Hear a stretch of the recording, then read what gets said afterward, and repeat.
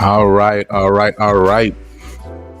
Good evening to each and every individual out there. I want to thank you all.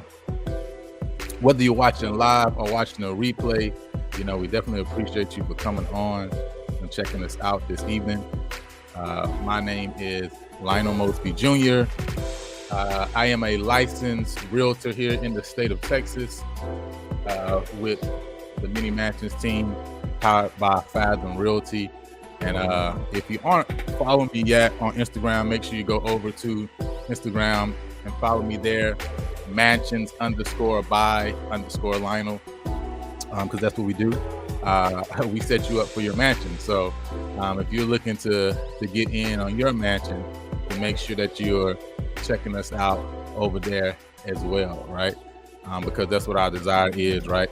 If you don't know, Mini Mansions is based on John chapter 14, where it talks about, Jesus there talks about going to heaven to prepare a place for us.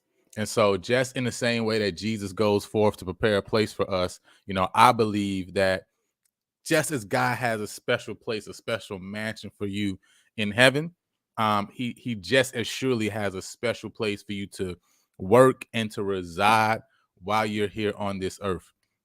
So that is really the desire of my heart, is to help to prepare a place for you, yes, for you and your family, especially if you're moving out here to the greater Houston, Texas area.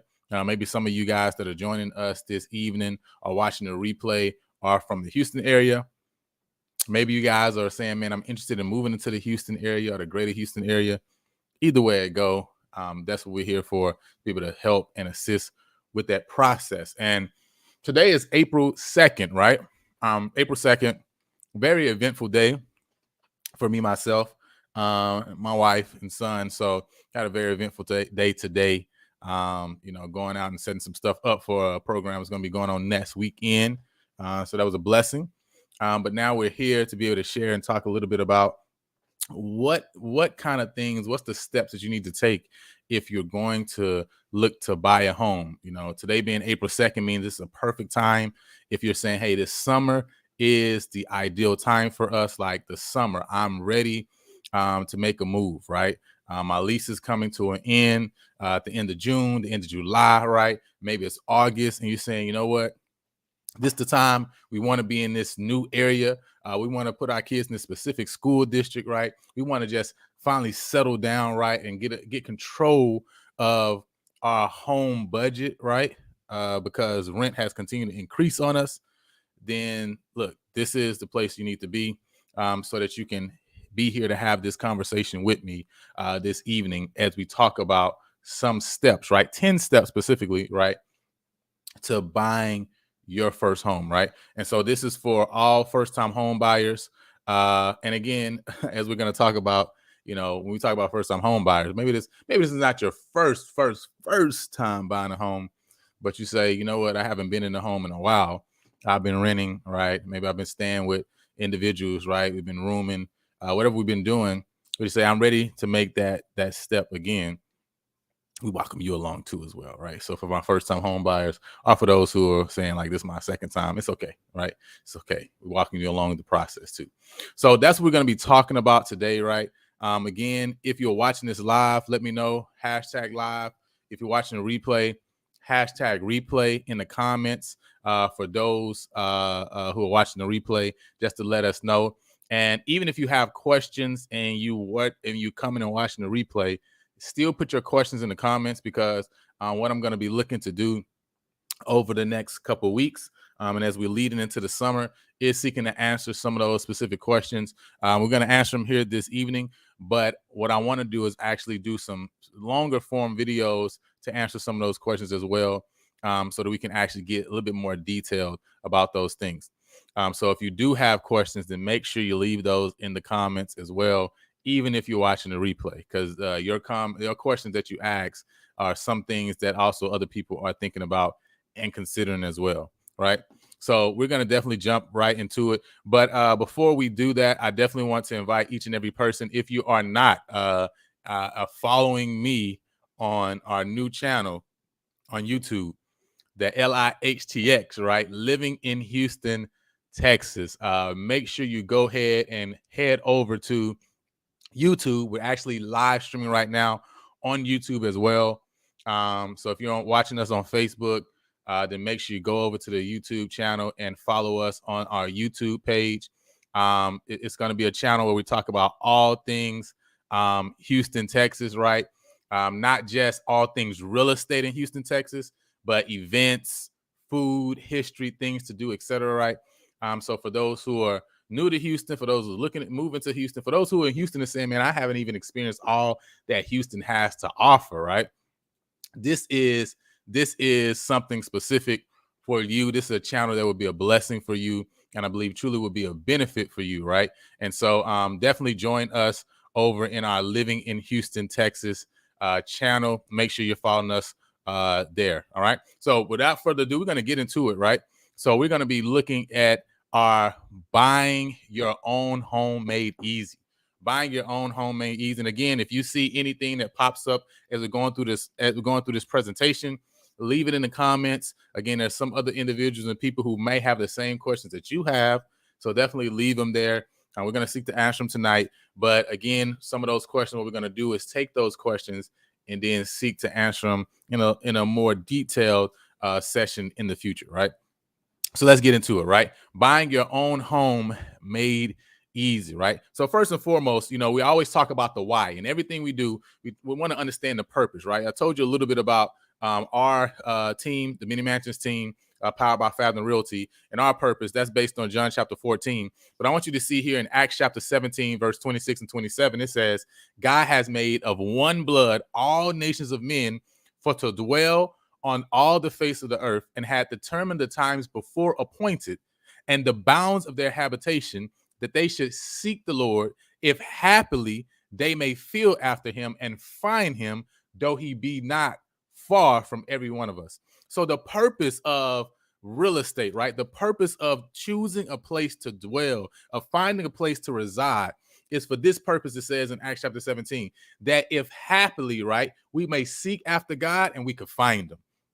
That's the real reason, right? And I don't know who all are watching, right? Or you're watching the replay live right now. You may not be religious, but at the end of the day, this is the purpose for God has for each and every one of us, right? He's seeking us to place us in a location, in a place, in a position that we may be able to seek after him and actually find him, right? If we would search for him. And so when we're talking about finding your home, right? Finding your mansion, we got to remember that this is the background of that. You know, that we're not just searching together, but actually God is a part of this process as well. Because some things and some questions like we can't answer, we don't know the background to. And so when we look at school districts, and you say that I'm interested in putting my child in this specific district, I want them to be in this specific school. That's beautiful. That's great. But only God knows that, hey, there's some teacher in this specific school that will help your child to walk in life, right, and to inspire them in a way that no one else can inspire them, right? Only he knows those details. And so he's a part of this process of helping us to search and to find the place where we will reside, where we will dwell. And there's so many other opportunities. There's so many other connections that are built by where we choose to reside, right? And so we have to remember that overarching all of these things that we're doing as we walk through these 10 steps today, that is a part of the process, right? That is a part of what it is that we're seeking to do. So now let's move forward, right? And now it says, not more surely is the place prepared for us in the heavenly mansions than is the special place designed on earth where we are to work for God. So just as we said in John chapter 14, that just as God has a special place for us in the mansions in heaven, God has a mansion for us, right, to dwell in here on this earth, right? That place that's specific that God would have us to stay and to reside. And so that's a part of my process, right, is helping you through that process and to understand that. Now, as we move forward, the first thing I want you to understand, the first thing you got to understand, right, you got to understand this, is you don't need money to buy real estate, right? You don't need money to buy real estate. That's the first thing I want you to understand, right? First thing you got to know is you don't need money to buy real estate, right? You don't need money to buy it, right? All you need, all you need to do to buy real estate, right, is to sign over that deed, right? If you find a homeowner that says, hey, I really want you to have this property, right? I really want you to have this property. You know, the reality is they can sign that property over to you without signing over the note that's attached to the property. They can sign a deed over to you without signing a note over to you. And so first and foremost, I want you to understand that you don't need money to buy real estate. So that should be opening your mind and making it very broad and say, man, so that means there's some different ways that I can acquire real estate. You're right. So while we're talking today specifically about a specific way, right? We're talking about a general first-time home buyer who's going to look at getting a loan from a traditional bank, right, in order to buy real estate. I want you to understand there's a lot of other ways, a lot of other strategies where we can go about acquiring real estate, because real estate, you can acquire it without having any money. And I'm saying that for a fact. I'm not saying that like, no, you need money. Like, no, you don't need money to buy real estate. And so you can be creative in the way you acquire it, right? So now let's move forward though. Steps to buying a home, right? The first thing that we gotta do, the first place we gotta start at is determining our why, right? What is the reason behind why you're looking to buy today, right? Yesterday you wasn't looking to buy, but today you're looking to buy. What is that reason? And understanding why are you in this position now where you're saying, okay, I need to purchase a home, right? It is my desire. We got to understand that why. It's going to be very important as we move forward, because as we move forward, through all of these steps, our why is what's going to hold us firm to push us to move forward, right? The second thing is, what do you need in a home, right? Not just why, you right, the reason that you're buying a home, but also what do you need in the property based on your current position, based on your lifestyle, based on where you see yourself in the next 5 to 10 years, right? Where can you purchase to put your feet down and say, I can see myself growing into this home. I can see my family growing into this property, right? What do you need in that property though, in order for yourself and your family to do that? And the next question I always ask is, what will this purchase enhance my life, right? Is this something that after I make this purchase, I'm looking back and saying, man, this decision has been a burden on me, right? Because I didn't get what I could afford, for example. Or will this enhance my life? Like, how will purchasing a home, how will buying a home enhance my life right now, right? Enhance my life into the future.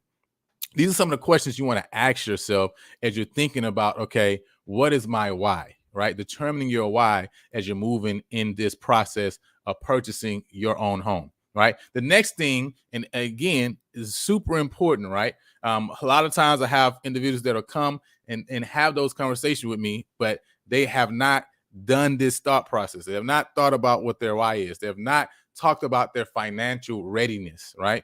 This is very important. You'll be probably shocked to think how many people don't know what their credit score is, for example, right? And so we can't have that fear of the unknown. We have to really know and assess our condition, our situation, so we can know where we are and we can make a real determination of can we move forward, right? Or how we're going to move forward in this process.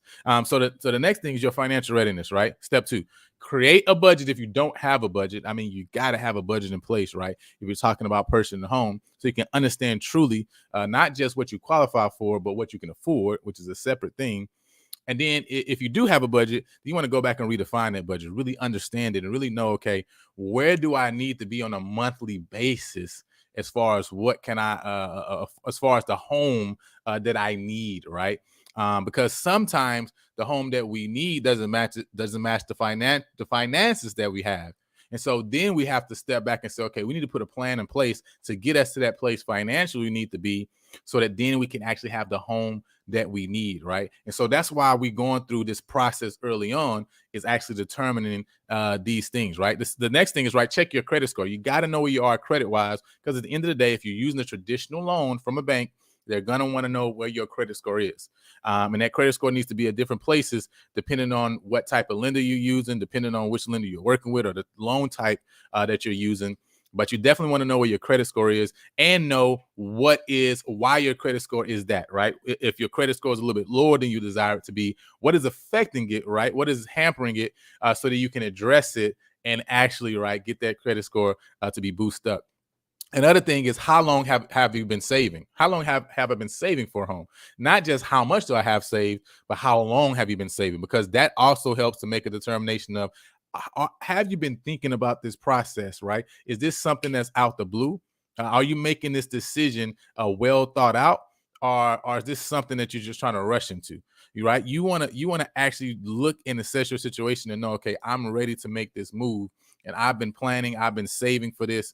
And so I have some funds to set aside specifically for this purpose, right? And so the second step, right, is determining your financial readiness, right? And again, for all those who's joining, if you're watching live, let us know, #live. If you're watching this as a replay, put #replay in the comments. Again, leave your questions there as well as we go through. Of course, at the end, we're going to have a specific time for questions to seek to answer those questions. But we also are going to actually go back and in the future do some videos on those specific questions a little bit deeper, right? So some things to keep in mind as we're talking about this step 2, right? One is timelines. Typically, it takes between 30 and 45 days to close on a home you have under contract. So now when you're starting to think about, okay, if I want to be in this property this summer and I need to be moved in before the school year starts, which say is August 15th in the new school, a new ISD that you're looking to move into, then you can know, okay, well, I need to be under contract for a home at least by the beginning of July, because I know it's going to take me about 30 to 45 days to close on this home, right? Also, it's really important to know that your first mortgage payment will be scheduled for the month following the month after you close, right? So, for example, I have on there that if you close, if you went under contract on March 27th, that your first mortgage payment will be May 1st. So it does skip a month. So that is very beneficial to know, especially if you're somebody who's renting a property right now, or somebody that's in a lease agreement for an apartment or something like that, because you can know that, okay, even though I'm closing, for example, at the end of March, right, I'm not going to have to make that payment for April 1st for this mortgage. So my last payment for my rent on April 1st is okay, because my first mortgage payment is only going to be May 1st, right? And so you can really start to plan it out so that make sure you don't have these double payments and things like that, right? So that's something to really, really keep in mind. And that I find that a lot of individuals don't know, is the fact that, that first mortgage payment is not the next month, but it actually skips a month. The next thing, right, is the cost. things to keep in mind, right? Depending on the loan you're using to purchase your primary residence, and again, it's a primary residence, that's what we're talking about here, you can be required to make a down payment of anywhere between 3.5% to 10% on average, right? So again, this is something that's on average. This is not necessarily, depending on your situation, it can change. And also there are quite a few 0% down loan payment programs, right? And so you can have a loan program where you can actually bring nothing to the table. And there's also some other loan programs where, depending on your situation or status, you may be required to put down 15 to 20%. And so it really just depends on your current situation. But on average, what you'll see, anywhere from 3.5% to 10%. I mean, that's going to take in a lot of the individuals with down payments. The next thing is, right, down payments are not the only cost to purchasing a home. There are closing costs also required, which can be anywhere between 2 and 5% of the purchase price. So a lot of people only think about, okay, well, this home is $300,000, right? I got to bring, say, 3% down. So that's $9,000. That's the only thought process they have in their mind. But you have to remember that there's closing costs associated with purchasing the home too as well, right?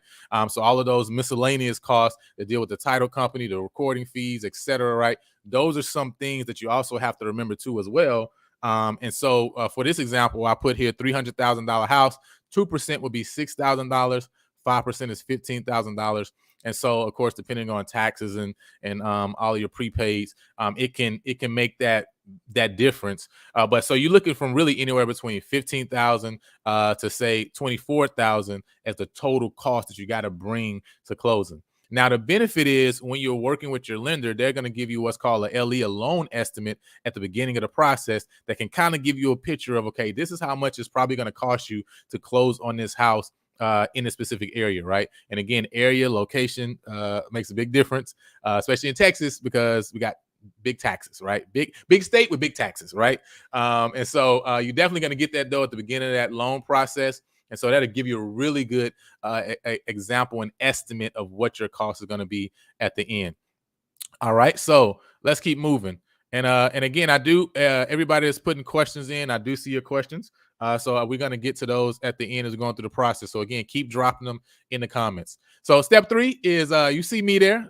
So you want to make sure you hire an agent. Okay, and of course, I am definitely wink wink, putting myself out there, but it's definitely a benefit to have an agent who you're working with, right, who has your best interest in mind, right? Someone, right? Because agents are people. Right? I've seen all type of people, even in this industry. So just as you've seen people in your workplace that you say, hey, I wouldn't work with this person in my workplace, I've seen people in my work that I'm saying, man, they're not really looking out for their clients. So you want to make sure that you definitely have somebody that you trust, that you're working with, somebody that's knowledgeable about the local market and the condition of the market at that time, right? And right now, the market is definitely going through a change in the market. So it's really important to have somebody who understands that, and somebody who has some good negotiation strategies, right? Who know how to put a package together, create a win-win situation is what I call it, because you have win-win situations between you as a buyer and the seller. That's when you get the best deals, right? So you definitely want to hire agents to help you through that process. What they're going to do is really sit you down to have a home buyer consultation at that time, right? So that's after you determine your why, after you determine your financial readiness. Now it's time to have that home buyer consultation, right? And put everything on the table, right? We'll talk about the full home buying process. We'll determine your needs versus your wants, which is very important, right? In determining, okay, how you're going to move forward, especially in this shifting market right now. We're going to talk about the state of the current real estate market. Sometimes it's a buyer's market. Sometimes we're in a seller's market. It could be a neutral market. And it's going to give us different strategies depending on what market we're in to be able to get the best bang for your buck. And it's also going to depend on, your current situation as well, right? What we're going to do also is review an inspection report so you can know and understand what that looks like, right? What an inspection report is going to look like when you get it back as we're going through the process of buying a home. We're going to talk more detail about your financial condition, and then talk about a game plan to our home ownership, right? But that's going to be based on your current situation, right? It's like cooking a meal, right? We're going to take all these ingredients, right? And then we're going to cook an awesome meal. My wife is the best cook in the world, really. So, I understand a little bit about, cooking good meals. You feel me? So I got y'all, right? I got y'all. So the next thing, right, we're going to talk about is getting pre-approved, right? So when we talk about getting pre-approved, you're going to choose a specific lender. And I put that there because when we start the process, we're going to look at 2 or 3 lenders, see what kind of programs they have, see who maybe can give us a better rate. And then we're going to actually choose a lender that, we feel can work best with us based on the loan programs they have, based on the comfortability we have in the conversations. And so we're going to choose that lender and move forward with them, right? We're also, what they're going to do is help us to determine our max home price point, right? So for example, we've been using 300,000, right? So they may qualify. You say, hey, Mr. Buyer, Miss Buyer, you're able to qualify for 300,000, right? That's how much home you can qualify for. And that's very simple, right? They're going to take half of your gross monthly income, and then they're going to subtract your monthly debt obligations. That's what's going to determine how much monthly mortgage you can afford, right? So it's very simple to determine that, right, based on your income and then your debt obligations, right? But again, we talked before about the difference between how much you qualify for and how much you can afford. Those are 2 different things. Those aren't necessarily the same things, right? And so you got to know what your financial situation is to know what can you afford. Can you afford a $300,000 home, or really can I only afford 250,000 or a 265? You have to know that, right? At the end of the day. The next thing we're going to do is lock in the interest rate, right? So when we get that pre-approval, it helps us to lock in that interest rate. Typically, that's going to be for 90 days. And so that can kind of get your mind in understanding this whole timeline and process to know, okay, we got 90 days from the time we get this pre-approval to find a property where that loan rate that we have will stick and stay in place. And of course, that's very important, right? During this time where the market is shifting and the rates are moving back and forth, right? And so it's important for us to lock in that rate, especially if the rate has shifted down a bit during this time. Right now, the rate is fluctuating between 6 and 7% currently, right? And so we definitely want to know what the rate is, right? And make sure we have it locked in, especially as we're looking to move forward. And one note and nugget too with that, there are a lot of new build properties right now that have their own mortgage company that offer a pretty good rate to you, right? Right now, if you're looking for a new build property. So sometimes they're taking a point and a half, even up to 2 points off of whatever the current market rate is. So you see anywhere, say 4.5 to 5.5% on the interest rate. So that is something that's beneficial if someone out there is looking for a new build and not a resale home, right? So let's move forward. All right. So things to keep in mind, right, on the mortgage, right? So what a pity. That's what I call it. What a pity, right? PITI. What a pity that we got to pay this. Okay. So that's your principal, your interest, your taxes, and insurance, right? All those make up what your monthly mortgage payment is, right? And so again, we talk about a $300,000 home. That the lender is going to say, okay, well, this is what that monthly payment looks like for principal and interest based on 300,000. But then you have to remember that depending on where you reside, right, it can change, well, how much insurance, well, because you may stay in the area where you have to get flood insurance in the Houston area. And okay, that's going to affect how much your price for insurance is on an annual basis. And then, of course, you break that out by 12 to get your monthly rate. And also the taxes, depending on the area you stay in, can be drastically different, right? One area for taxes could be $4,000 a year. Another area for taxes could be $12,000 for the year. So you definitely have to know, what the tax rate is on the area that you're moving in, because all those 4 components together is what makes your monthly mortgage payment up, right? And so one area you may not can afford it, even though the principal and interest is exactly the same. Why? Because the taxes are completely different. And so that's something that's definitely very, very important, because as I put here in my notes, right, property taxes in Texas are extremely high. And in certain areas, they're completely outrageous. I mean, they're disrespectful, okay? It's disrespectful, okay? Taxes are disrespectful. That's my personal note, okay? Personally. So you definitely want to know where you are. And then when you do purchase your home, right, there is what's called a homestead exemption. You want to make sure that's in place, because that limits year after year the percentage or the amount that your property taxes can go up on you. And it's super important. This year had many individuals that are investors who called me about their property taxes, because the taxes definitely shot up on them. And so you definitely want to make sure for your primary residence that you have that homestead exemption in place. All right. So let's move forward. And again, for everybody, right? If you got questions, make sure you put those in the comments. We're gonna take questions at the end. So make sure you put those questions in the comments. There's probably going to be a question that you ask that other individuals are interested in as well. So make sure you put it there. And again, I'm going to follow up in the future and probably do some long form videos specifically on the questions that you ask, right? All right, so things to keep in mind, right? Credit and loans. For an FHA loan, lenders prefer you to be at about 620 or 640, depending on the lender, right? But you can be approved for an FHA loan at a 580 with certain lenders. So if you're interested in any of those FHA loan types, which again is 3.5% down, right, at a 620 to 640 score, then definitely let me know. If you at that 580, right, but you're in a position you say, hey, I want to move forward, then yeah, there are programs and lenders that will work with you at that 580 credit score, but that gonna require you to put down a little bit larger down payment though. So definitely keep that in mind. Conventional loan programs desire for you to be at 680, 700 credit score, depending, right? And there's a lot of programs, right? When we're gonna mention a couple toward the end, that are 0% down programs, conventional loan programs, right? That are super beneficial for individuals. Some depending on your profession, right? Some depend on the location that you're looking to purchase in. But that's benefit 0% down and no PMI, right? It's crazy. So, and that PMI is the mortgage insurance that you have to pay if you're less than 20% equity on a home, right?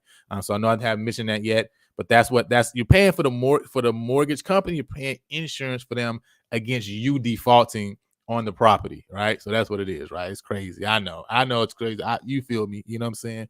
But it is what it is, right? So that's a part of the process if you bring less than 20% equity. So it's a benefit to know that there are some programs out there that is 0% down programs and no PMI. So that's super beneficial. All right. But your credit score definitely got to be at a place to get that. Now, a credit cheat code that's really cool that a lot of my clients, I tell them to take advantage of, is many lenders can help you assess your current financial readiness. One, we talked about that. How much you will need to save for a down payment. They can let you know that, right? And your closing costs. And they can point out the specific items you need to address to increase your credit score without the guesswork. That's one of the biggest things. Sometimes people look and say, man, I'm right below a 600, 598 at my middle score, or maybe I'm at 613, right? I just need to get pushed up a little bit. Maybe if I do this or do that, well, what these companies are able to do, right? These lenders are able to do is look at your credit report, and they have a system where they can say, hey, if you take care of this specific item, this will cause your credit score to go up between 17 and 20 points, for example, right? So they can know exactly what it is that you need to do, exactly the things that you need to address. And so it's super beneficial. And I tell individuals all the time, right? Even if you're, a year out, right? Even if you're 6 to 12 months out, it's still beneficial to talk with a lender, because at the end of the day, those mortgage lenders are going to help you to know exactly what you need to do in your process to get where you need to be without the guesswork, right? And so it's very beneficial. And I know a lot of people are really worried about, well, it's going to be a hit on my credit and things like that. That credit score hit is going to be literally a couple points, right, at the most. And so it's not going to cause a drastic drop on your credit score, but it's going to give you super clarity on what you need to do, on how much you need to save to be in a specific area you want to be, right? On what your mortgage payment may look like in that specific area, on what kind of credit score you're looking like you may have, right? So it literally gives you so much clarity so that you can put a game plan in place moving forward. And there's nothing better than that, right? So again, this is a cheat code that you definitely should take advantage of. If you don't have a lender that you're working with, I'll have a couple awesome lenders that I work with that I can definitely get you connected with, and they can help you with that process, right? So now, step 5, we're talking about starting the home search, right? So now we're talking about actually the fun part, right? This is the part that everybody loves, right? The online property searches, right? You got the home tours and the open houses, matching your needs with the properties, right? This is the things that everybody loves. This is the stuff that everybody like, right? And so, this is the part that we're going to get to at this time. But you saw the groundwork that we laid, though, right? We laid that groundwork of determining ROI, laid the groundwork, right, of knowing our financial readiness, of getting pre-approved first, right? Those are the steps that we put in place first, so that way, when we get to this part, we know exactly what we need to do as we moving forward, right? And so that is very important, right? But this is the fun part, right? It's the fun part. and everybody loves the phone part. The next thing, right, is going to make an offer. This is step number 6.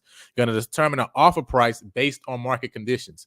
This is one thing that I tell my clients all the time, right?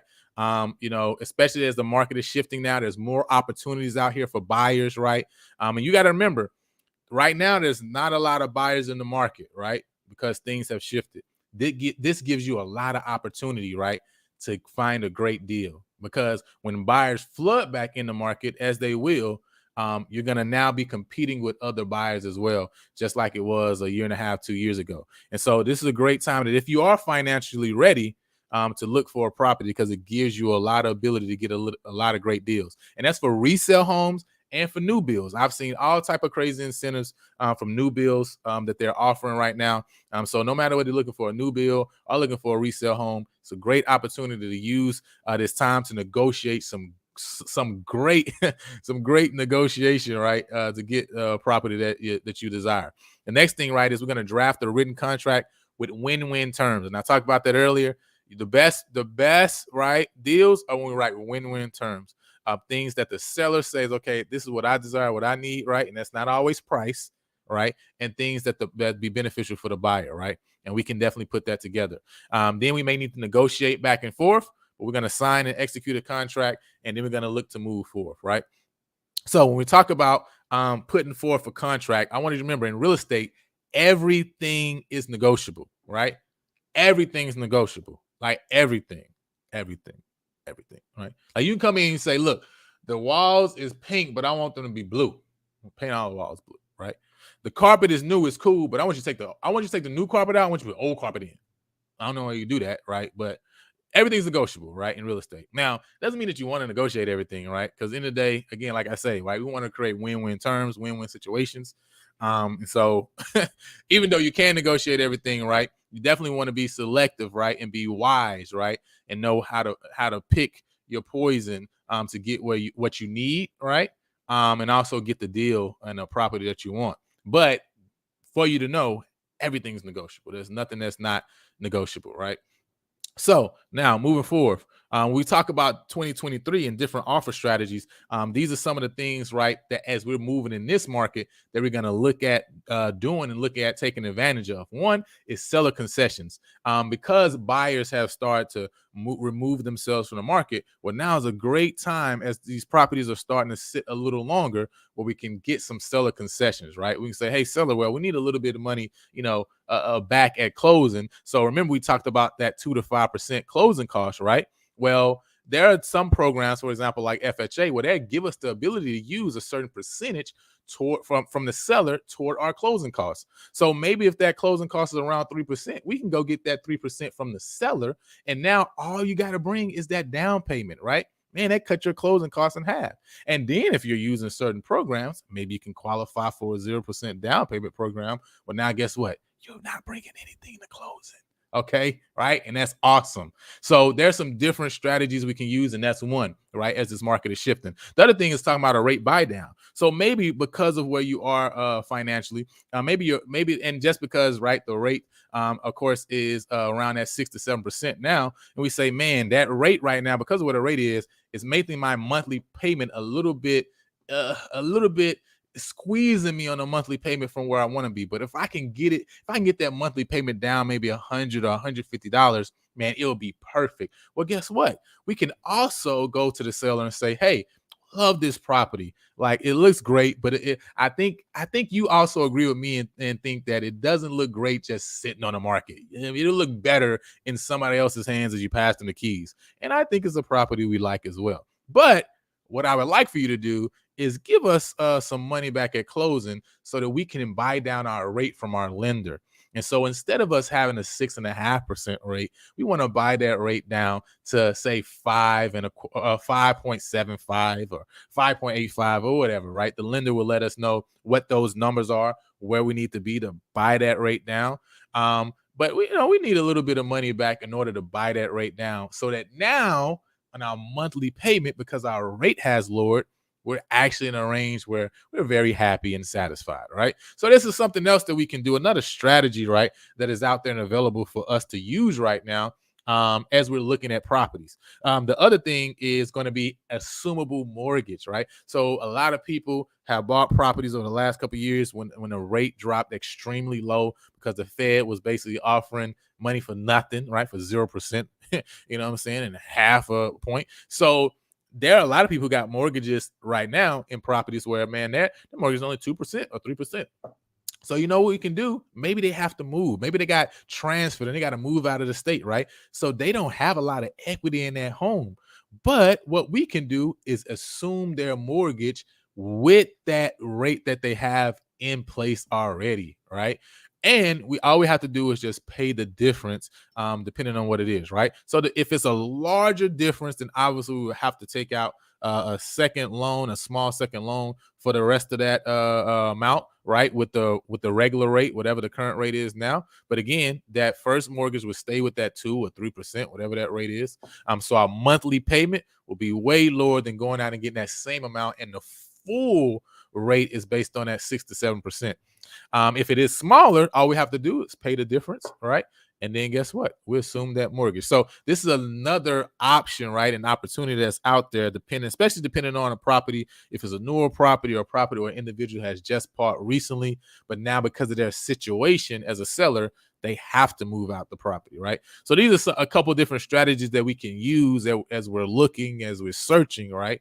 In our process to say, okay, this is the type of offer we're going to make on this specific property. Step number 7, right? Talk about earnest money payment, right? With every property that you buy, there got to be some collateral put down. When I'm shaking your hand, not just shaking your hand, like, yeah, I'm buying your property. Yeah, I agree. No, but the collateral we put down shows that I'm serious about buying that property. And so we have 3 days after we sign the contract to put down what's termed earnest money and also option fee, right? And so like I said, the earnest money is the collateral for the execution of the contract. The option fee gives us the option to terminate the contract within a specific period of time. Typically, that's anywhere, say, from 7 to 14 days on average, right? Again, it's negotiable, right? That could be 28 days. I don't think anybody agree to that, right? That could be 0 days, right? It's all negotiable, but typically you see anywhere between 7 and 14 days on a typical residential sale, not in like investment property. And that option again fee is also negotiable, but that option fee goes to the seller, something you pay directly to the seller, right? I'm saying, hey, I want the option to terminate this contract within this period of time for any reason. Just because to say, you know what, I changed my mind. Yes, and you won't lose your earnest money. All right. During this time, though, is really when we do our inspections, do our due diligence. That's the purpose of this time. And like I said, it must be paid within 3 days after us executing the contract. Number 8 is home inspections, right? Typically, a home inspection is going to be anywhere from $400 to $600, right? Depending on the inspection company. And there could be some differences that different inspection companies offer. Some of them may do some inspections for like termites and things like that, right? So some can be a little bit more detailed than others, depending. But definitely you got to get home inspections. We're not buying houses without getting it inspected. That's crazy. We don't do that. Nah, we don't do that. Right. So we definitely get the home inspected. If we do our general inspection and certain things come up on the inspection report, then we're going to do more specialized inspections from different contractors, right? So we may come back and have, say, a roofing company check out the roof, or maybe the AC seems like it's leaking. We're going to have somebody check that out, or maybe we see there may be some plumbing issues, have a plumber come in and do some inspections, right? So that we can test those different components of the house. So we want to do our due diligence to make sure that the house is in great shape, right? Now, like we talked about before, when we do our home buyer consultation, we're going to talk about inspection reports because generally homes, just like people, right, as they grow older, right, things start to happen, right? They start to fade, they start to wither away. This is just a part of the process. So it's not foreign that something shows up on a report. So that doesn't necessarily scare us, but we want to make sure that definitely those major things are always put in place. We'll make sure they always are put in place, you know what I'm saying, on the report. All right. So that's our home inspections. After that, right, we're going to negotiate any repairs or seller concessions, right, for those repairs. So that's another good time for us to negotiate if something is off, for us to get it corrected, or if it's something that's pretty small, maybe we can take care of it. Maybe we can get some more sellers concessions, right, toward our REIT buy down, or just some money at closing, whatever it may be, right? Change of the price. So that's another time for us to negotiate those things as well. Step number 9 is an awesome step, which is to close on the home, right? We definitely want to close on our home, get our keys, right? That's the time for us to move into the property, right? After we meet the lender conditions, right, we're going to have a clear to close, CTC. Those are the best 3 ladders, right? CTC, you get that from your lender. That means you know you've met their obligations and now you're clear to close. And so then you can do your final walkthrough on the property, sign your closing documents, and receive your keys. And so that's an awesome time. That's an awesome day. And then after that, before we get to that, right? Before we get to step 10, the last step, right? Appraised value, right? So typically most lenders are going to require you to do an appraisal regardless, especially if you got FHA, a VA loan. You know, the appraisal is going to be required. The house has to appraise for the value that you're purchasing at, because the lender is only going to give you a loan based on what the house appraises for. So again, $300,000 house, if it appraises for 300 or more, 310, then it's okay. The lender will give you the $300,000 loan, or minus whatever down payment you have. But if the house appraises for only 290,000, well, the lender is only going to give you a loan based on 290,000. And so if you still have to pay the 300 based on the negotiation between you and the seller, well, you have to come up with that extra 10,000, right? And so these are some things you want to remember. And so that's why when I talked earlier about us putting offers on properties, we want to put offers on properties based on the value of the area, right? We're not just going and just throwing out numbers. No, we want to look at the area and see, okay, how much really is this house worth, right? Based on the current market conditions. That's what we putting offers on based on, right? Not based on what the seller wants, because the seller can want whatever they want. Sometimes sellers want all type of outrageous stuff. Sometimes you want all type of outrageous stuff. Sometimes I want all type of outrageous stuff, and we ain't gonna get it, okay? Because it don't make no sense. But it's okay. We can desire it. It's fine. Don't mean we're gonna get it. Same thing with these sellers out here. That's because they want a number. Don't mean they're gonna get the number, right? We're gonna do our due diligence, and we're gonna make sure we offer a price that makes sense, right? Based on the market for you, most importantly, right? And the seller is going to understand that too, because that don't make no sense, whatever they're asking for. All right. I'm just saying that. All right. So last thing, right? We're going to live and execute, right? We're going to officially move in, establish our household, right? Whether that's an individual, whether it's a family, wherever you are in your specific condition of life, right? We want to establish our household, right? We want to execute our budget to pay off our mortgage. All right. We're just not trying to get together in order to get into a house, man. After we get into that thing, we want to figure out a plan, a process to pay that thing off, to pay that thing down, right? So that's a part of the process, right? We need to definitely do that and get that and put that in place, right? And then we want to maintain the property through proper maintenance, right? We got to maintain the property at the end of the day, right? This is our investment. This is our baby, right? We need to take care of it, right? To make sure that, hey, in 10 years, if we're looking to sell and then get our dream home, right? Or maybe this is our dream home.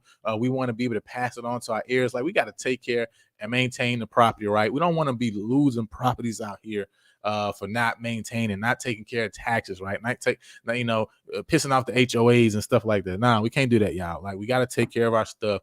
We want to build some generational wealth out here. And one way that millions of people build generational wealth and start that process is through real estate. And many of them through their primary residence is how they started, right? So there's so much that you have the ability to do when you have that property, and you can use that for so much leverage, right? And so we got to take care of it. We don't want it to go to shambles. Got to take care of that thing, right?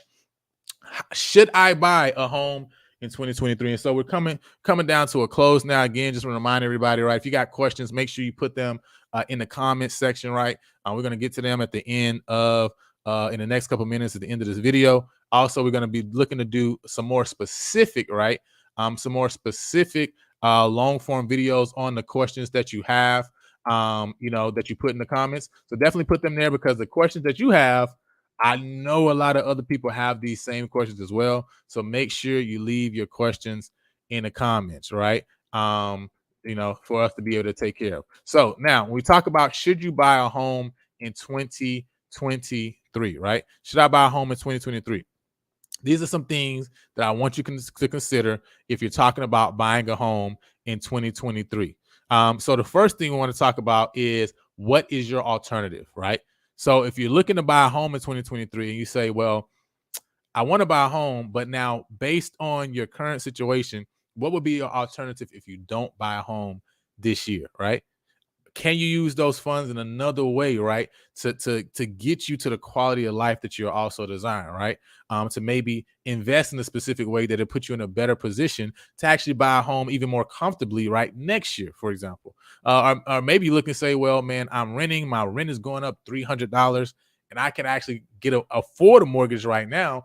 And when it probably will cost me $500 less a month than what I'm about to pay for this apartment, right? So you have to first and foremost consider, man, what's my alternative? What situation am I in? What would I have to do, right, if I don't actually buy a house this year, right? The second thing is, are you financially ready to purchase? And we talked about that in step 2. Are you financially ready to make a purchase? You have to determine that. You have to go through your numbers, go through your budget, right, and understand, like, okay, can I actually afford a home this year? All right. Or is this something to where I need to spend this year getting myself ready to purchase a home? How much do I have saved up for down payment or for closing costs, right? What is my credit score at? Why is my credit score there? Is it something that I can take care of in the next couple months, right? What kind of lifestyle am I living right now, and would I be able to afford the lifestyle still that I want to live, but while I also take on this this mortgage, right? And so these are some questions you got to ask, right? Saying, to know whether you're financially ready to purchase this year. The third thing, one is, just remember, rent has increased by 23% over the last 2 years, right? And so while you definitely need to consider your alternative, and you definitely want to know where you are financially, also remember that if you buy a home that you're going to be in for the next 10 years, you're able to now know exactly how much you're going to pay a month every single year, month in, month out. When you're renting, whether it's a home, whether it's an apartment, you got to realize your rent is going to continue to creep up and increase year in and year out, unless you're in a position where you're renting a home and that landlord that you have, right, is completely comfortable and okay with the amount you're paying staying the same. But let me tell you, that's very rare, and very rare in Houston, because the taxes in Houston are increasing. And so that landlord is not just going to swallow all of those costs. They're going to seek to pass at least a small percentage of those costs over to you, right, as a renter, as somebody who's in the property. And so at the end of the day, you got to remember, right, your rent is going to continue to increase year in and year out, right? And so these are some things that you want to consider if you're thinking about buying a home this year or not, right? And again, are you buying for the long term or the short term? When we talk about, investing in the stock market, for example, if you're investing for the long haul, then you're fine. When we look back, you say, man, I can hold off, right? Because at the end of the day, I'm not moved by the ups and downs of the market, because I'm in it for the long run. And the same thing, if you're buying a house, right, to flip, well, then you got to really know what the condition of the market is and how it's moving left and right now today. But if you're looking to buy for 10 years, for 15 years, right, then you're in a different situation, right? You're in a different position.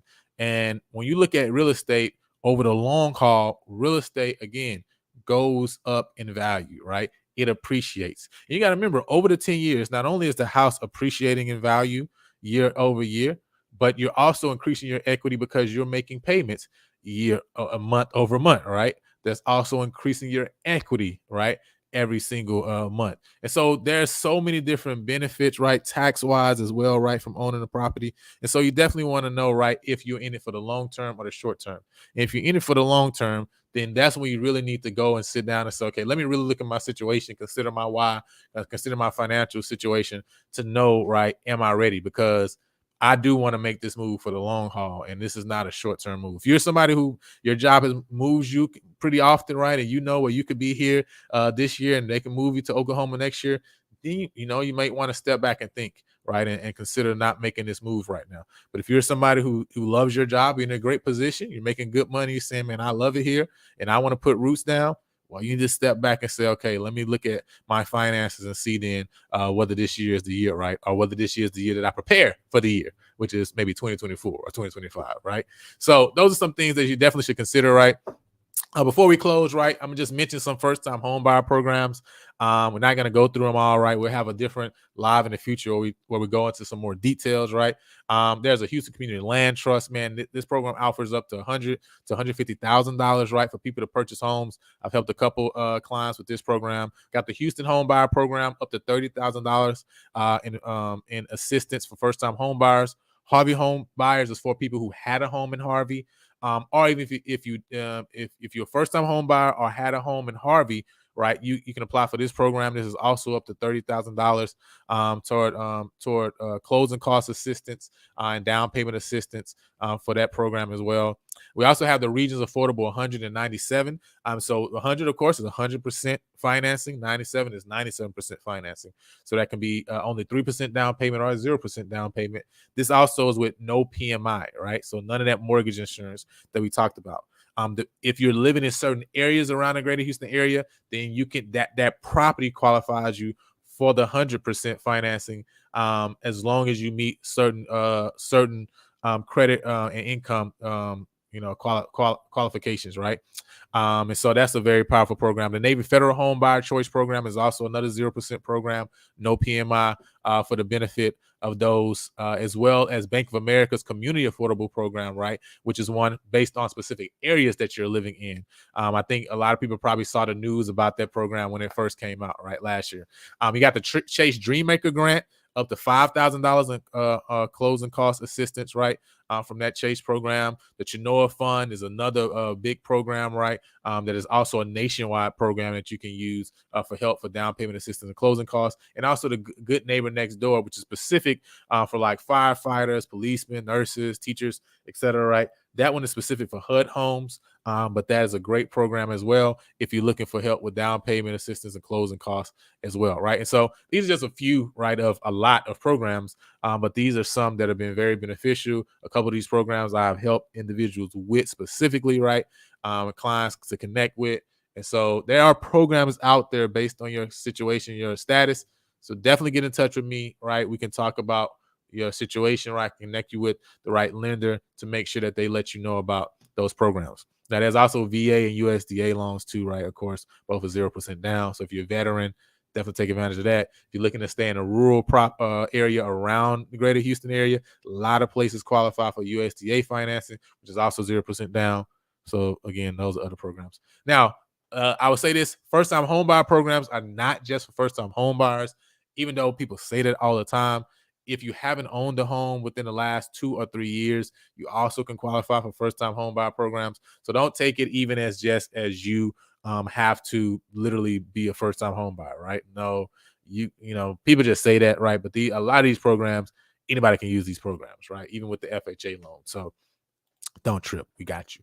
So again, thank you so much, right, for joining us this evening, for us going through this first time home buyer program, just a seminar, right, as we talk about buying your home made easy. I hope you were blessed by the information, by everything that we were talking about, discussing today. Hope it gives you the mindset and ability to know that, okay, like, I can do this, right, that it doesn't seem as hard or as heavy as people make it seem, right? And of course, your boy here too, right? You know what I'm saying? Your boy here too. You feel me? So I got you. Just let me know, right? You know what I'm saying? And we can definitely talk and get together so that way we can talk about how to make your home buying dreams come true. So I'm gonna put my tag in here too before we jump into the questions, because if you aren't following me on if you aren't following me over on Instagram, then definitely make sure you follow me. It's Mansions by Lionel, right? I'm part of the Mini Mansions team powered by Fathom Realty, right? And so make sure you're connected with me over on Instagram. Of course, I have a new YouTube channel, LIHTX, Living in Houston, Texas. Make sure you go head over to the YouTube channel. Make sure you subscribe, right? Give us a follow. We appreciate it. Give us a thumbs up on the video. You feel me? You know what I'm saying? It helps with the logarithm. You know what I mean? But we're going to be talking about all things Houston, Texas, right? Of course, talking about Houston, Texas real estate all over Houston, all over the greater Houston areas. But we also talk about events. We're talking about food, history, things to do, etc. Just everything about Houston, Texas. So even if you in Houston, you say, man, I haven't explored all of what Houston has to offer, that's what we're seeking to do over there at that channel. So again, make sure you're locked in with us at LIHTX, right?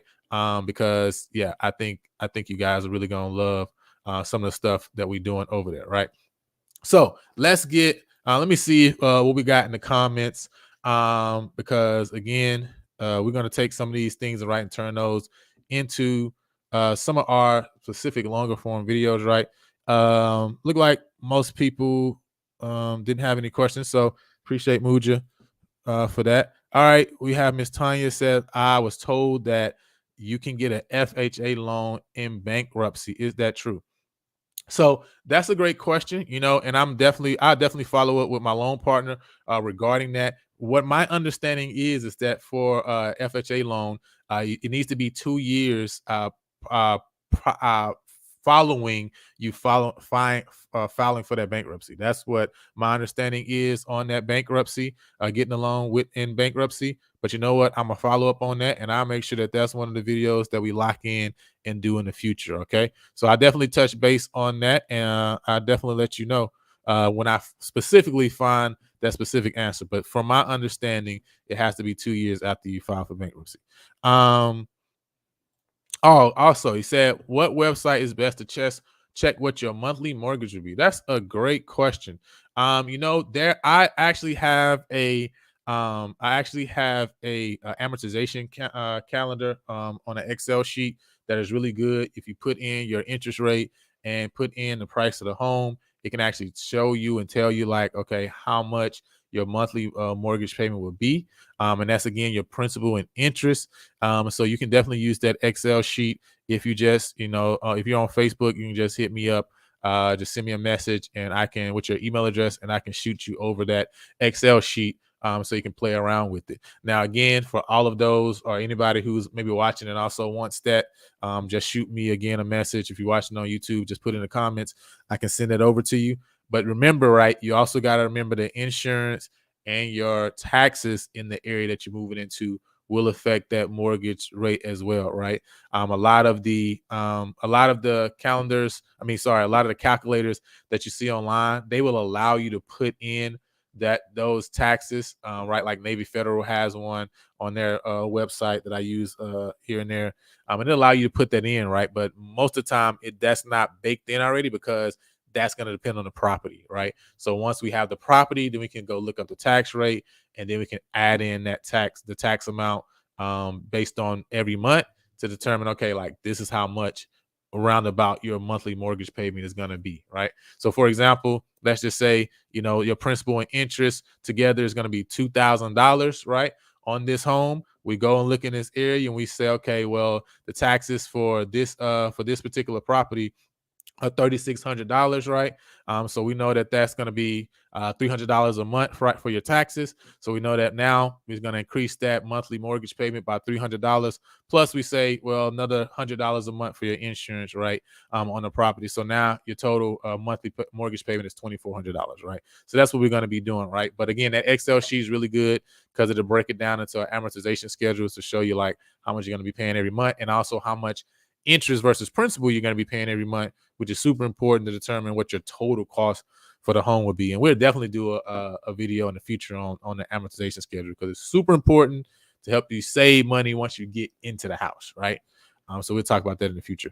But looks like that's it on the questions. But man, we'll appreciate all you for locking in with us and checking us out. Again, if you have an opportunity, make sure you subscribe to the YouTube channel. Living in Houston, Texas, where we're going to be talking about all things Houston, Texas, right? Events, food, things to do, etc. Right? And again, if you're interested or even thinking about maybe buying a home in the year 2023, right? Summer's coming up. The end of the year, you say, hey, before the end of the year, I want to make my move. Definitely give me a call, right? You can reach out to me. Let me put my phone number and information on the screen so that you can have it, right? Uh, then you got to guess, you know what I mean? But you can call me at this number, right? This is my direct cell number, so you can reach out to me, right? We can have a conversation, see where you are right now currently, put a game plan in place, right? and then we can start making moves, right? Maybe that's this year, maybe that's the following year. But at the end of the day, we never know until we have that conversation. And remember that cheat sheet, right? That we got that opportunity once we connect with that lender, right? They can really be able to show us and tell us like, okay, this is where you are, right? Like you're actually not far off. This is what we can do. And so I've definitely had conversations with people who were going to plan to rent, but then they looked at their finances and we were able to look and say, you know what? You can afford a mortgage, right? And you can be paying less than probably what you're going to be paying for rent every month, right? But it's your property. And so definitely hit me up if you have any questions. You can also send me an email to lmosbyrealtor@gmail.com. That's lmosbyrealtor@gmail.com. Put that up as well, right? And again, if you want to, have that conversation through email, we can do it through email as well too. But again, thank you guys so much for joining. So happy to be back on the lives, right? Definitely excited to get back to it, right? And putting a lot more content out, talking about this, the real estate market and some different strategies and things, man. So definitely let me know and lock in with me, man. Let me know if you guys appreciate it, because if you do, I definitely want to be able to be a blessing and a help to all of you, because that's, like I said, my goal for the jump is to really prepare a place for you, because just as God has a special mansion for you in heaven, I believe he also has a special place for you to work and dwell while you're here on this earth, right? So that's why it's Mansions by Lionel. All right, see y'all later.